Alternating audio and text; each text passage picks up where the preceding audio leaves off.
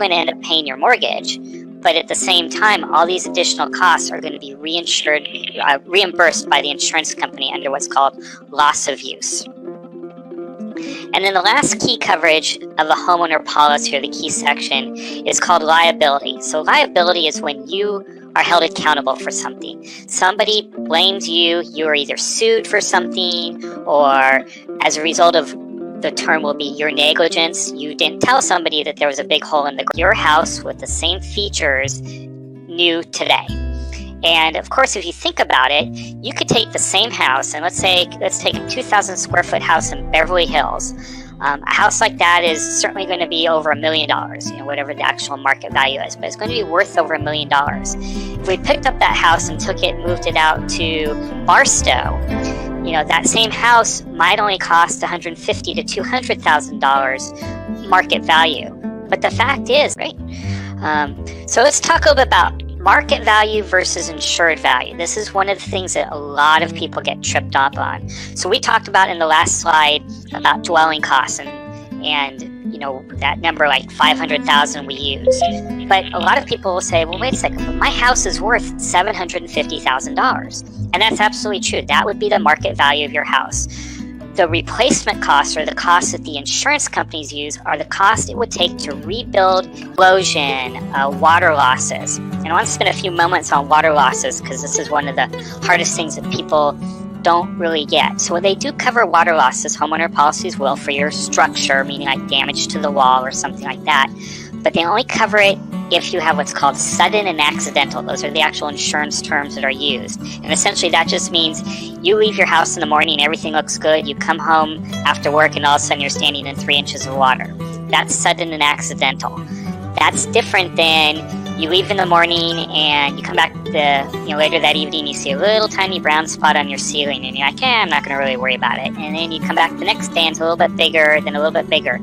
That's not sudden and accidental. That's something that's damage that's occurring over time in a slow leak. Those sorts of things aren't covered, whereas the sudden and accidental is. So that always comes up with the home structure.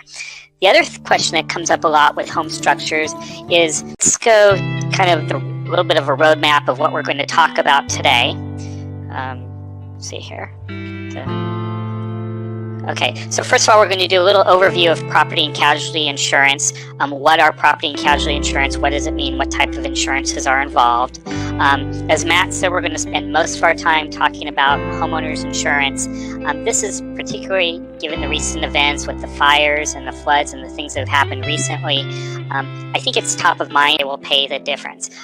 Most companies, if it's something really small like that, I've seen limits of $2,500 or $5,000, meaning you get a small theft and it was, $3,000 theft. They're not going to go through that trouble of saying, okay, here's, $2,000 now and we'll give you $1,000 later if you show us you replaced everything. So typically on a small claim like that, they'll just go ahead and pay the replacement cost. But on a larger claim, they want to see that you've actually replaced those items. Great to know. Okay, thank you. Okay, property casualty insurance. So let's talk a little bit about the main topic, homeowner insurance.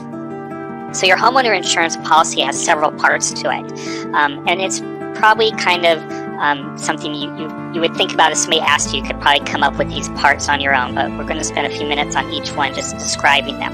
So the first part is the dwelling. This is the part that insures the home itself. What happens if my home burns down? Replacing my home, replacing anything that's an important topic for people to be giving thought to. Some related insurance coverages. So we'll also be talking about condo insurance and insurance for landlords and the earthquake insurance and some of those things that may not pertain exactly to your primary home, but might also be important, especially if you have those kinds of properties as well. We're going to talk about liability insurance, which is part of your home policy, and a little bit what it does and how it works and how to best utilize that. The landlord, as we talked about that as well. We're going to talk a little bit about earthquake insurance, and we'll touch on flood insurance as well, especially, again, given what's happened recently. We're going to spend some time talking about insurance for valuable objects and valuable property. This is one of the most often overlooked sections that we come across when we're reviewing people's policies. We'll spend a little bit of time on the liability coverage. Liability insurance. umbrella insurance, drowned and they tripped and fell in it and broke their ankle. All those kinds of things are covered under liability. Now, the interesting thing about liability is not limited to being at your house. So, for example, you could be walking your dog and your dog attacks somebody, the neighbor's dog while you're down the block. You're still covered. Your liability follows you wherever you go. We had a great story where we had, and it also covers all your family members as well. We had a kid, and when we do that, we're also going to talk about umbrella coverage, because that's one of those coverages I think most people don't fully understand, but would truly benefit by having a policy like that. And then we'll wrap up with some Q&A at the end. So again, appreciate everybody joining us this morning. Let's go ahead and start talking about what is property and casualty insurance. So what we've done here... One thing I wanted to clarify. Everybody, you can type your questions in your the dialog box. And that's essentially how much towards a loss you might pay. And for those of you who are better financially off, might be able to carry a higher deductible, which means you're taking on more risk. But what that does is it also lowers the rate. So again, those things you can't afford to do on your own is what should be insured, and those things that you can take on your own might be something that you would be willing to take on, and in that way, that's how we can work with the price. So that's kind of the philosophy we like to look at when we're dealing with incredibly underinsured, and that is actually happening. We've heard many stories about that, even with these most recent claims. Just to give you an idea, because you're like, well, how do I know? I would tell you that typically here in Southern California, an average house, an average tract home, say in the San Fernando Valley, you're probably wanting to see the number come up somewhere between at least $175 to $200 a square foot for your house. You start to get into the nicer, more custom houses, and you're probably looking at... It's tricky, and people really need to think about it, is you may have a smaller house in a very, affluent area, but you may have very expensive furniture, very expensive clothing, and all sorts of other items that if you added it up together, might actually exceed the number that the insurance company has given you. Again, at that point, that's a conversation you should be having with your broker to make sure that you have adequate coverage. The last thing you want to find out is that you didn't have adequate coverage after the loss has occurred. The other part that I want to tell you to do that, you can't buy it a la carte. Gotcha. And then for the personal property, you kind of mentioned replacement costs being something that they'll only pay you if you actually replace the item. Is there the replacement cost provision in homeowners insurance? Is that go around that, or is that what you're talking about? That's what I'm talking about. That provision with most carriers will say, if somewhere in the policy language, essentially will say something to the effect, if you replace it, they can go, yeah, this makes sense. These are the features I have, or gee, I didn't have that, or I do have that, or whatever the case may be. So that's the check case. They can ask for a copy of the report if they'd like one. So at that point, they'll probably do a more accurate assessment. But just to give you an idea, those are some of the numbers that you want to think about. Hey, John, talking about that demand, yeah. So, as related to this slide, what's a question, or what can somebody who's talking to their insurance broker, and let's say it's not you for sake of argument, what do they say to make sure that they're going to end up being covered as fully as they need to be covered, versus somebody who's trying to come in with the lowest bid and do that trick where they use that the float 30% of whatever.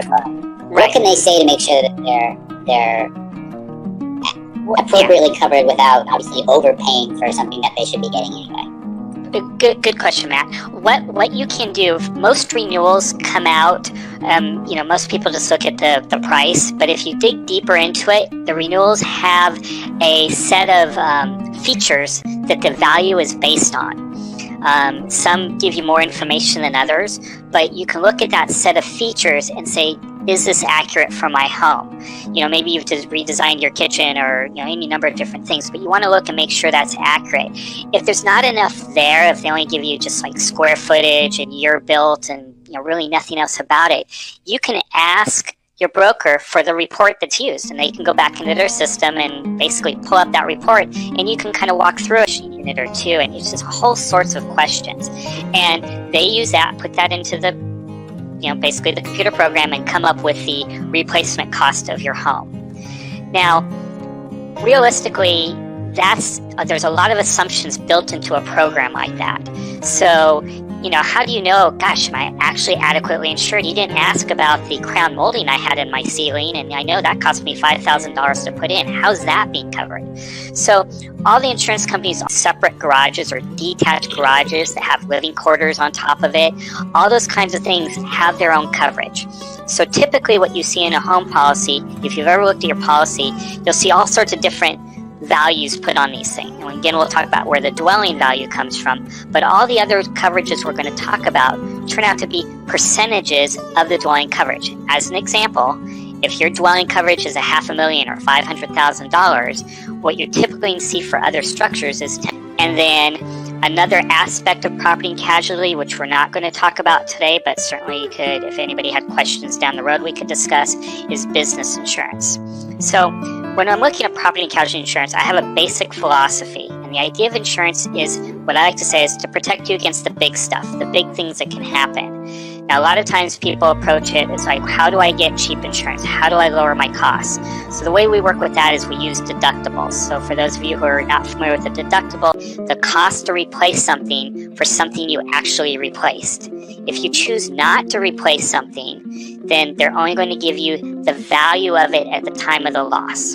And that value would be depreciated, meaning it would be a little bit lower than what you might have expected it to cost new. So that's how the insurance companies will settle that sort of thing. The next area of coverage is loss of use. This is really important. So you've had a fire at your house. Now in Ventura County, is you have all these people who need contractors to fix their homes. So there's a demand for contractors. Well, what do you think the contractors are doing? They're, of course, raising their rates. Of course, they're also having to buy supplies and having to either go further for supplies or pay extra for their supplies because the supplies are in demand. So if you've tried to, I'll call it, cheat the system and not have proper coverage on the house and use the extended replacement to make up the difference, you could actually find yourself, the cost to rebuild the house is going to be roughly the same in both areas. So the insurance companies, the numbers that they use, don't always have they're not always collated to the value that you're used to thinking of your house. And the third value that sometimes comes up is mortgages, because the mortgage, how much you have on the mortgage, because some banks say, we want you to insure to the value of the mortgage. Well, the value of the mortgage may actually be greater. Again, that Beverly Hills home may actually be great. It was playing with a Wii, one of those electronic games, and it was a game where they were playing tennis. And he kept, he was serving the way you would play tennis on one of those games, and he accidentally let go of the controller, and the controller went right through the screen of this new plasma TV. At the time, it was a plasma TV were new, and it was a $5,000 or $6,000 TV, and of course he was liable for the damage he caused to his friend's TV, and ultimately the liability picked that up because he was attached to my home. So when we're talking about the dwelling, we are talking about anything that would be permanently attached. So if you picked up your home and shook it upside down, anything that fell out would be under a different area of insurance. Anything that would stay attached would be part of your dwelling coverage. So one of the questions we get is, well, what am I actually covered for? Well, most homeowner policies cover you for major things: the fire, smoke damage, vandalism. They may cover you for 10%, meaning you're going to see $50,000. Now, you have the ability to raise that limit. You never have the ability to go below that limit. So the insurance companies are always going to give you a package policy, at least to start with, and then it's up to you to work with your broker to decide, do I need more coverage in that area? So again, typically other structures come out at about 10% with most policies. Personal property. So if you remember my example about picking up your house and shaking it out, you're not going to put in a used window, even if your window is 20 years old. So that covers that section. The next, okay, other structures. So these are things that are not attached to your home. This may be a pool. This could be like a shed out in the backyard. It could be a built-in barbecue. It could be a pool home, or pool, like one of those pool houses. One of the things that we see often are $600,000 to rebuild it if you have the 20% extended, or you'd have up to $1 million to rebuild it if you had the 100% extended. So that should cover most things that you would potentially miss or haven't been asked about, or maybe a slightly upgraded feature that hasn't been accounted for. Now, there's a danger, and there's an inherent danger in that. Some brokers say, hey, we know this house, really also do what's called extended replacement cost. And you want to make sure that your policy has this. Extended replacement cost says, okay, they're going to insure your home for whatever amount shows on your policy. And again, I'll use the $500,000. And then they add a percentage over and above that. So that percentage is anywhere as low as 20% I've seen, all the way up to 100%, or I guess you could say 200%. It doubles the coverage, however you want to say it. So that $500,000 home, you would actually have up to closer to $400 or $500,000. $400 or $500 per square foot for those, nice houses in, wherever. They're all over the valley, I suppose, in Westlake Village and all those areas. So that's a quick check. Most insurance companies, if your cost is over $1 million, if they've determined, if an agent has determined that that's what the cost is, they're going to probably come out and do a field inspection anyway, an interior inspection, and want to see the house and look at the features. Well, gee, my home is older, so does that mean it's not worth as much to replace? And the answer is no. When the insurance companies value your home, and we'll talk a little bit more about how they do that in the next slide, but when they do that, they're looking at what it costs to replace new. No insurance company is going to walk in and go, hey, we have a great used window that's going to fit in that spot since that window was broken. Everything that they do is going to be replaced new with like, kind, and quality, meaning of a similar type. They're not going to upgrade it, but they're not going to cost like $500,000 to rebuild based on their program. So what they'll do is they'll say, what we'll do is we're only going to charge you for $350,000 for your house, and then we're going to let that extended coverage pick up the rest to get you up to $500,000. And there's a big danger in that. First of all, it means all the other numbers that are percentages off of it may not be accurate. But more importantly, you run into issues where what happens if there's something like an earthquake? So we'll see those and we'll answer them. If they're applicable to the current slide, we'll try to ask them in real time, so keep everybody engaged. And if not, we'll ask your questions, and we'll have a Q&A at the very end of the webinar. And Matt, you'll read those to me, correct? And I will read the questions, yeah, exactly. Perfect. So one of the major coverages or major property and casualty or auto insurance, we're not going to spend much time on today, but it certainly is an important part. Today's focus is primarily on the homeowner insurance, the condo. Talk about is a little bit about claim settlement when we're dealing with both personal property and dwelling. What most companies will do, let's say you have a loss of some sort, whether it be a theft loss, a fire loss, but something that as a result you've had this loss. What most insurance companies will do is they'll get an inventory. They'll ask you for an inventory and what you had. They're not going to ask for receipts typically. If there's a fire, they know you had a sofa. They know you had a dining room table. So typically you're not going to have to. Of goods. I'm not materialistic. If my policy has a $250,000, like the 50% personal property limit, is there different insurers that have different limits for that, so I can kind of only pay for the coverage that I need? The limits, there are different limits, but nothing would go below 50%. And the majority of the preferred companies are at about 70%. So even if you had less, there would be no way to get less and try to save money. There's no way. Anything that would actually fall out is considered personal property. Another way to think about it is if you moved out of your house, what would you take with you? What comes with you and what stays with the house? What comes with you is your personal property. This is usually somewhere around 60 to 75% of the dwelling number. The idea being is, hey, if you have a large house with a higher value of replacement, because there's more to replace, you probably have more stuff to replace. And that's kind of the general philosophy, where this is liable for that damage. So again, it doesn't have to be at your particular location in order for there to be coverage. Hey, John? Yes. I have a couple of questions on the previous slide, on the homeowner's insurance slide. Okay. First of all, for the dwelling amount and the personal property, since they're all kind of related to the dwelling, is that something that different insurance providers have different values for? So let's say, for example, my house is worth $500,000, using your example, but I really only have like $100,000. And all of a sudden you get your quote back or proposal, and there's this number there, and you're like, wow, how did they get to that number? Well, all insurance companies use a third-party program. Most of them use the same program, actually, that they put in certain information about your home. So if you go back and think about when you bought insurance for your home, you probably had people asking you questions about, how big is it? Has your kitchen been updated? What kind of flooring do you have? Do you have one air conditioner? Justify everything unless it's out of the ordinary. But what they are going to do is they're going to give you what's called actual cash value for it. They're going to say, okay, well, that set of golf clubs was, you've had it for 3 years, bought it new for $1,000. It may only be worth $500 now. And then as you go and replace it, and you replaced it and it cost you $1,000, then they will pay you the difference. The idea being is the insurance company is only going to pay earthquake insurance. You don't get that extended replacement. It's just the number that's on the policy. Well, 2 things happen after an earthquake. One, an earthquake is one of those things that's most likely to really cause a lot of damage to your house.